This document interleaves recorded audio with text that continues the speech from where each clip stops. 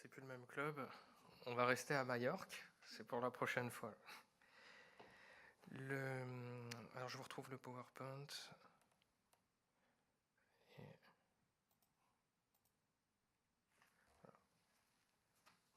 Excellent.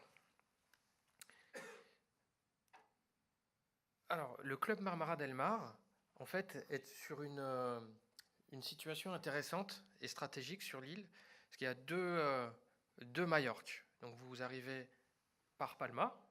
Donc, Palma, ça va être la partie la plus urbanisée. Aussi, vous avez les stations balnéaires assez bétonnées. Majorque est aussi connu pour ça. C'est plutôt sur cette partie-là. Et pour les connaisseurs, donc vous avez une région qui est très sympathique, c'est la région des Calas. Ça aussi est touristique, mais plus préservé. Dès que vous sortez de la station balnéaire, il y a plein de choses intéressantes et typiques à voir. Donc vous êtes situé ici. Alors l'hôtel est vraiment différent de ce qu'on trouve habituellement à Majorque. Il y a beaucoup de bâtiments habituellement. Là, c'est plutôt des bungalows répartis dans des grands jardins avec des arbres fruitiers, palmiers. C'est très agréable. Et comme la région l'indique, donc la région des Calas, la plage la plus proche, alors elle n'est pas directement en bordure de l'hôtel, mais vous avez une petite navette où vous pouvez y aller à pied, c'est environ 1 kilomètre de l'hôtel. Et vous avez une très jolie calanque, une belle plage dans la région de Cala Milor. Alors, vous avez un petit village directement à proximité de la Cala, ou autrement, Porto Cristo, c'est la plus grande ville à proximité, c'est plutôt, je dirais, une petite ville côtière avec une grande marina, Porto Cristo, qui reste assez facilement accessible également. Alors, au niveau de la situation, c'est un vrai plus. Vous allez séjourner en club Marmara, en formule tout inclus. Alors, le gros point fort, c'est que vous êtes avec notre équipe d'animation francophone. L'hôtel est 100% TUI Marmara. Donc, vous aurez toujours quelqu'un pour vous aider, avec une clientèle uniquement francophone et nos équipes envoyées depuis Paris. Donc, les équipes vous font les activités du lever au coucher pour les petits, pour les adultes également. Vous aurez tout un programme, soit des activités sportives ou des activités un peu plus culturelles, locales. Enfin, il y en a vraiment pour absolument tous les goûts. Alors, concernant les enfants, vous pouvez les confier en toute sécurité, parce que c'est un personnel qualifié, diplômé, qui va garder les enfants. Et vous avez plusieurs tranches d'âge, en fonction des centres d'intérêt, pour les plus petits, les enfants de moins de 10 ans, les pré-ados et le club ado. Vous logez en formule tout inclus, nourriture, boisson à volonté. Vous avez une large sélection de boissons dans la sélection. Après, si vous voulez des alcools de marque premium, ils en proposent, mais ça vient en supplément. Mais vous avez déjà une sélection dans les softs et dans les alcools ou les vins, bières qui sont une sélection relativement large. Il y a de quoi faire. Les petits déjeuners, dîners, snacks, goûters. Également, il y aura de quoi manger du lever au coucher. Alors, sur la page précédente, il y avait un petit récapitulatif des activités, donc que ce soit au niveau des sports, des encadrements, bon. Il y a vraiment plein de choses à faire. Vous avez une base nautique également, mais ça va venir en supplément. Alors ça, en Espagne, malheureusement, on ne peut rien privatiser sur la plage. C'est la loi. Que ce soit les transats et les parasols, c'est forcément des sociétés privées extérieures. Donc tout ce qui va être dans le cadre de l'hôtel, c'est inclus, pour parasol, transat, entre autres. Tout ce qui va être sur la plage, malheureusement, TUI, nous n'avons pas le droit de nous installer. C'est forcément tenu par des entreprises espagnoles. Donc ne soyez pas surpris, sur la plage, il va y avoir une participation pour ça. Ça ne dépend pas de TUI. C'est le même principe pour la case nautique.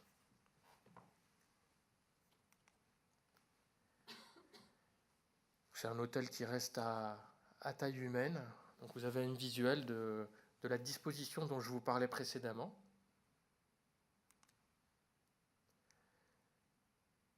Un visuel sur les chambres également.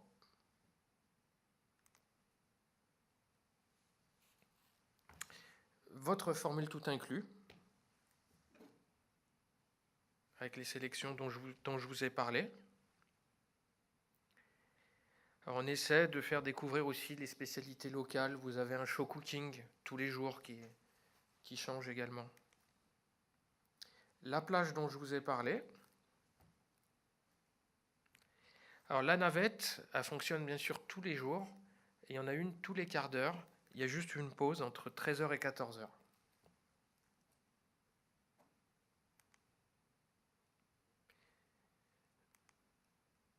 Je vais peut-être passer un peu vite. La piscine. Donc l'animation également. Donc pour les enfants, enfin pour les adultes également, il y a les activités, mais aussi les soirées qui sont organisées.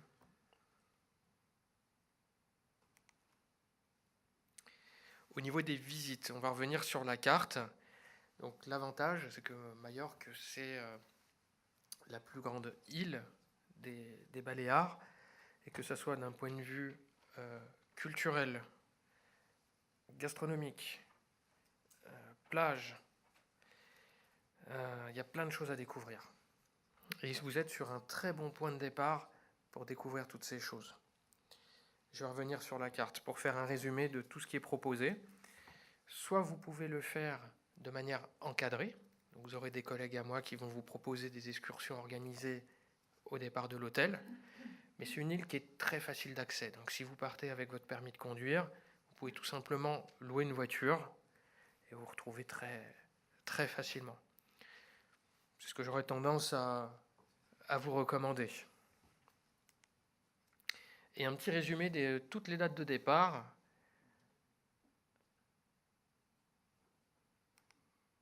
Pour Majorque. Alors je vais revenir sur la carte. Au niveau des visites, alors vous êtes sur le nord. Vous êtes sur le nord de la région des Calas. Donc vous avez un joli parc naturel au sud de la Cala d'Or. Et pour les amoureux de belles plages, ce que je peux vous recommander, c'est la région d'Estrenc. Donc vous êtes dans les Caraïbes à Majorque. C'est sable blanc, l'eau turquoise, c'est juste magnifique. Et en fait, cette pointe de Majorque est très peu construite. C'est très préservé. Et vous avez beaucoup de production locale, l'huile d'olive, le miel, les charcuteries. Enfin, vraiment de quoi se régaler. Et c'est proche. Si vous louez une voiture, vous pouvez vous faire une petite découverte du parc, passer un peu de temps sur Estrenc également. C'est très sympa. Et si vous allez vers le nord de l'île, vous voyez, c'est une position qui est centrale. Donc c'est vraiment pertinent d'héberger sur cette partie de l'île. Vous avez ici Alcudia. Alcudia, c'est une région également absolument sympathique. Donc, vous avez un petit village préservé avec des remparts. Pour ceux qui aiment la vieille pierre, l'architecture, c'est très très beau, c'est charmant comme village. Et c'est aussi animé. Si vous y allez en début de soirée, il y a plein de terrasses, des produits locaux, pour se promener, flâner, et en prendre plein les yeux. Vraiment, je vous recommande. Et à proximité d'Alcudia, vous avez ce qu'on appelle le port Alcudia. Et vous avez aussi une très belle et grande plage pour vous promener autour de la marina. C'est animé, c'est également sympathique. Si vous poussez un petit peu plus haut, ici, vous avez le pic de Formentora. ou je crois que c'est en version espagnole, Formentora. Enfin, sur les cartes, ça va être écrit Formentor. Ça vaut aussi le détour. Bon, franchement, aller jusqu'au bout, la route, elle est vraiment sinueuse et puis on va pas voir grand-chose en plus. Ce que je vous recommande pour pas perdre trop de temps, bah, c'est de vous arrêter sur le point de mire. On y accède en un quart d'heure. Et là, vous avez déjà une belle vue panoramique sur toute la région. Ensuite, d'ici à là, vous avez... c'est joli, mais il n'y a pas vraiment de village, c'est assez nature. Mais ce que je peux vous recommander également, si vous faites le tour de l'île, c'est d'aller sur Solaire, Port Solaire.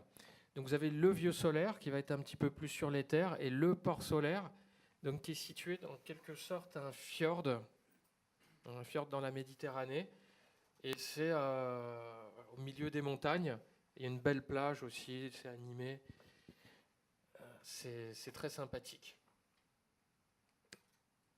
Dans ce qui va vous être proposé également, c'est Valdemossa. Valdemossa, c'est une petite ville historique, en vieille pierre également, au milieu des montagnes. Donc c'est le cadre qui est joli, et aussi la partie historique. Il y a une grande pianiste, honte à moi, j'ai un trou de mémoire sur le nom. Ça va me revenir. Je vous présente mes excuses par rapport à ça, mais qui a vécu dans ce village pendant des années. Parce qu'on y respirait très bien, elle avait des problèmes de santé, elle avait besoin de trouver un lieu dans le monde où elle pouvait être un peu en altitude et avoir un bel oxygène. Et elle s'est installée à Valdemossa. Si je tape Valdemossa sur Internet, pianiste, je suis sûr que le nom va sortir. Et donc il y a un musée aussi par rapport à ça. Je vous recommande, c'est vraiment charmant.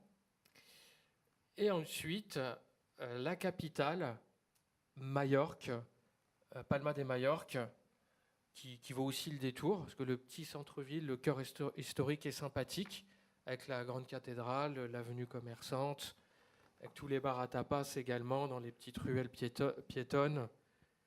Ça vaut le coup de faire le déplacement une fois sur Palma. C'est joli comme ville. Alors là, j'ai vraiment résumé, parce qu'il y a plein d'autres choses. Il y a aussi des grottes naturelles, donc très connues sur l'île. Et la bonne nouvelle, c'est que c'est du côté de la région des Cala. Et on produit aussi beaucoup de perles. Les perles pour faire les colliers. Et vous avez une des plus grandes productions qui est à Manacor. Manacor, donc la ville du grand tennisman qui est de Majorque, Nadal. Aujourd'hui, j'ai pas la mémoire des noms, hein, honnêtement, c'est pas bon. Pourtant, Nadal, c'est récent, j'ai pas d'excuses. Et donc, il est de Manacor et il a ouvert son propre centre d'entraînement de tennis. Et il y a une grande usine perlière sur Manacor si vous voulez ramener des souvenirs.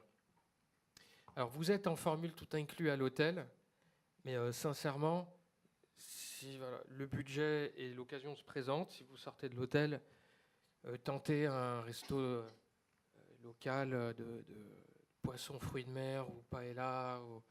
Il y en a des absolument divins. Ce serait dommage de quitter l'île sans en tester un. Voilà, vous pouvez vous promener en toute sécurité. Au niveau de la conduite, le réseau routier est bon. La conduite espagnole est un peu sportive, mais vu que le réseau routier il est bien balisé, il y a plusieurs voies. Vous pouvez conduire franchement aisément. Au niveau alors une info assez importante, parce qu'on avait eu des remarques sur le précédent voyage. Alors, vous n'avez pas besoin de documents particuliers le jour du départ. Quand vous arrivez à l'aéroport avec votre pièce d'identité en cours de validité ou votre passeport, vous allez pouvoir vous présenter directement au comptoir d'enregistrement.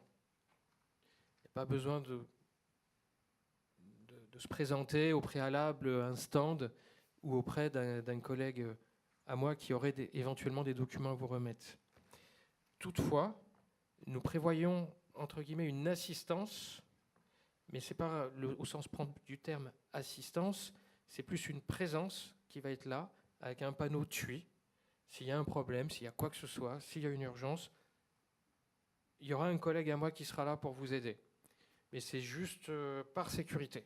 Ce n'est pas une assistance obligatoire où vous devez récupérer absolument des documents pointés avant d'aller au comptoir d'enregistrement. Alors voici pour les informations principales. Est-ce que vous voyez, s'il vous plaît, des questions, des éclaircissements que je puisse vous apporter, s'il vous plaît? On peut aller à Minorque facilement? Oui, on peut faire l'aller-retour dans la journée. C'est vraiment juste en face. Alors après, sur Minorque, c'est charmant aussi comme île. Mais si vous allez à Minorque, ça va être surtout pour être Ciutadella. C'est la deuxième ville de l'île. Et c'est vraiment le lieu le plus pertinent. Autrement, sur l'île, il va y avoir des très belles plages, des belles calanques. Mahon, il n'y a pas vraiment d'intérêt. C'est une ville plus business et l'aéroport d'entrée sur l'île. Par contre, Ciutadella, c'est absolument magnifique. Il y a des navettes qui partent à Paris plusieurs fois par jour en bateau? Oui. Oui, ça se fait assez facilement. De l'hôtel, on peut facilement louer des voitures? Oui, c'est proposé soit directement à l'hôtel ou dans le petit village qui va être à côté de la plage, ou si vous le souhaitez, même à Porto Cristo. Mais ça va être un petit peu plus éloigné. Donc le plus pratique, ça va être les deux premières options. Et on part de quel aéroport? Sous toute réserve, parce que tout est sous réserve de reconfirmation, aujourd'hui c'est prévu à Roissy-Charles de Gaulle. Et à l'arrivée, une fois à Majorque de Palma, comment se passe le transfert du coup jusqu'à l'hôtel à Porto Cristo? Alors après la récupération des bagages, dès la sortie, vous ne pourrez pas les manquer. Vous aurez des collègues à moi du club Marmara qui seront là, habillés avec l'uniforme Marmara, les panneaux, et vous êtes pris en charge. Et ensuite, de l'aéroport à l'hôtel, il faut compter un peu moins d'1 heure. Parce que la route est bonne, hein, c'est une autoroute. On la voit d'ailleurs, partir de Majorque. Tout ça, c'est de la voie rapide. Et c'est seulement à partir d'ici, vers Manacor, où on va quitter l'autoroute pour rejoindre la région. C'est à peu près le même temps de trajet pour le nord ou le sud de l'île, à partir de l'hôtel? À partir de l'hôtel, est-ce que ça va être des plus petites routes? Donc il faut compter, moins 1 heure max pour rejoindre la pointe sud. Et pareil, le port Alcudia ou Formentora, c'est à peu près pareil.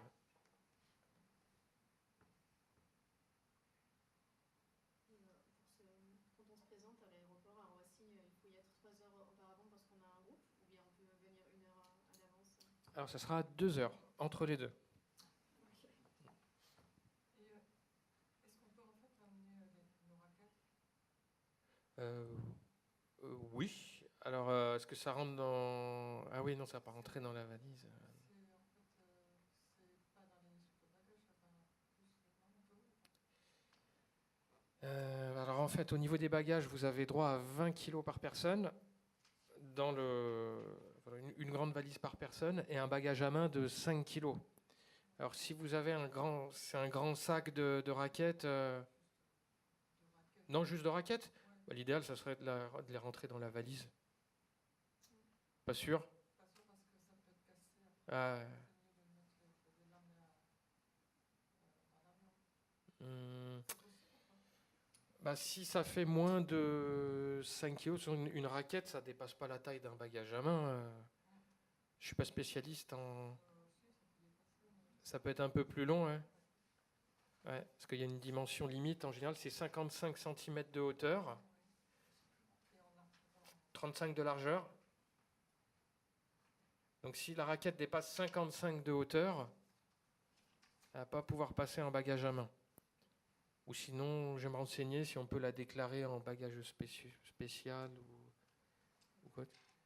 Mais je suis pas sûr que ça dépasse 55 de hauteur. Mais là-bas, on peut louer des raquettes, c'est non? Oui, ils en proposent, ils les prêtent. Alors après, pour des spécialistes du tennis, peut-être que ça va pas correspondre. Vous aurez peut-être, avec un peu de chance, l'ancienne raquette de Nadal. Ah ouais, d'accord, ouais. Bien vu. Est-ce qu'il y a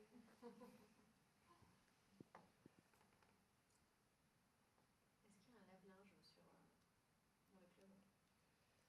Euh, Sur le site internet, c'est pas marqué. non, il n'y a pas de service proposé de blanchisserie. Ouais.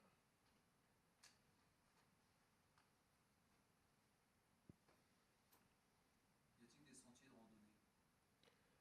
Ah oui, il y a vraiment de quoi faire de la belle promenade. Guide éventuellement, non loin de l'hôtel? Alors pour les randonnées, oui, je pense que ça peut. Vous pourrez trouver ça chez les excursionnistes. Alors les randonnées, vraiment pour les passionnés de randonnée, ça va être un peu léger autour de l'hôtel. Par contre, sur cette partie-là, la partie montagneuse, là c'est le paradis des randonnées. Ça peut s'organiser.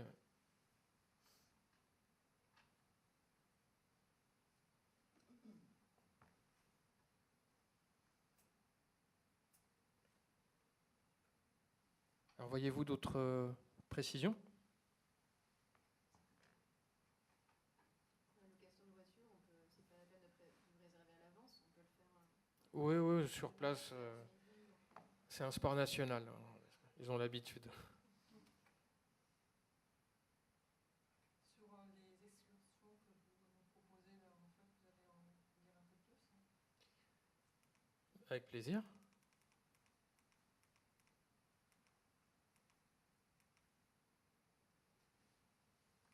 Alors, le tour de l'île, ça va reprendre tous les points qu'on a vus ensemble. Ça va synthétiser culture et enfin, tous les points incontournables. Donc, il y aura Palma de Majorque, on va passer par Valdemosa.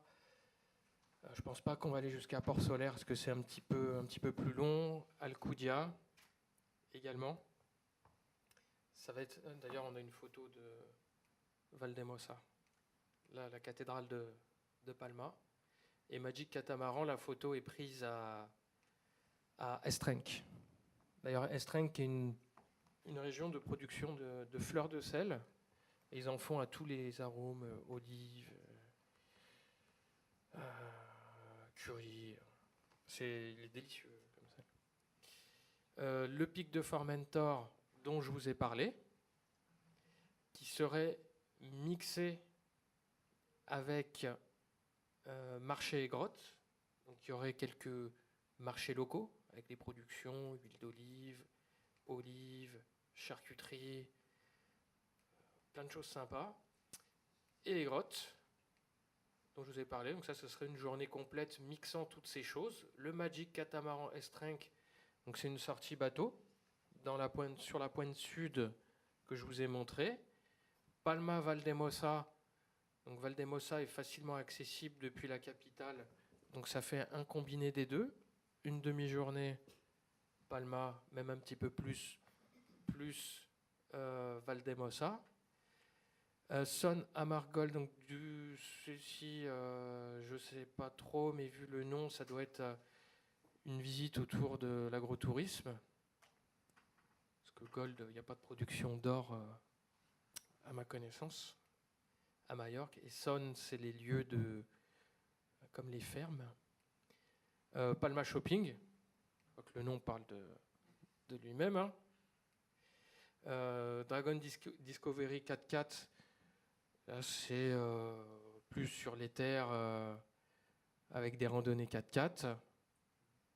Rancho Grande Calèche, c'est une petite promenade.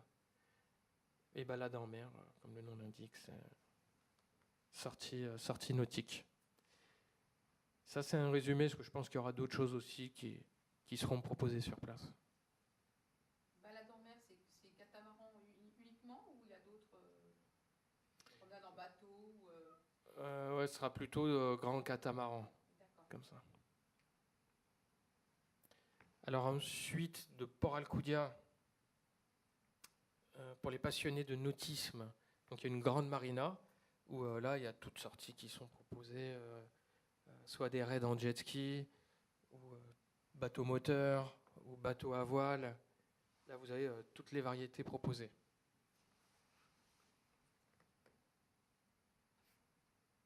Vous pourrez nous transmettre les descriptifs Ah, bien sûr. Ah oui, avec grand plaisir. Ouais.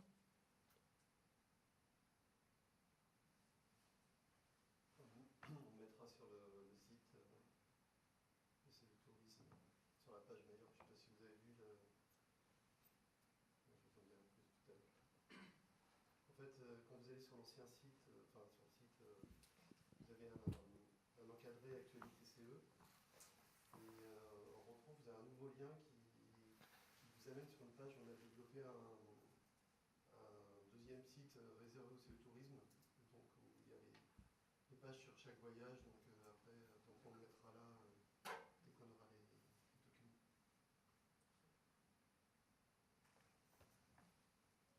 J'ai une question aussi. S'il vous plaît. Par rapport au niveau de l'hôtel, est-ce qu'il y a aussi des navettes qui emmènent à Porto Cristo parce que c'est à 5 km, c'est ça Oui. Il y a des navettes qui existent Alors, oui, mais c'est pas inclus dans le forfait. Celle qui est incluse, c'est celle qui ramène jusqu'au village ou la plage. Ouais. Il y en a plusieurs par jour qu'on peut prendre. Ouais, c'est faisable. Oui.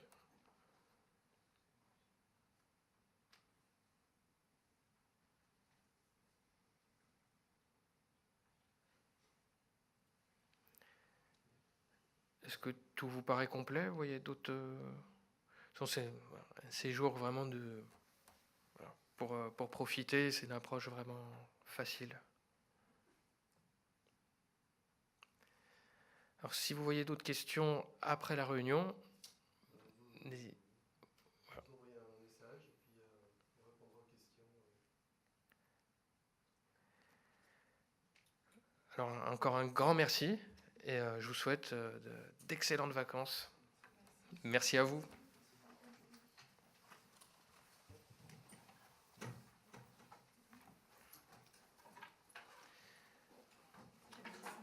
Les horaires d'avion, Ils sont affichés sur la page dont je voulais parler. C'est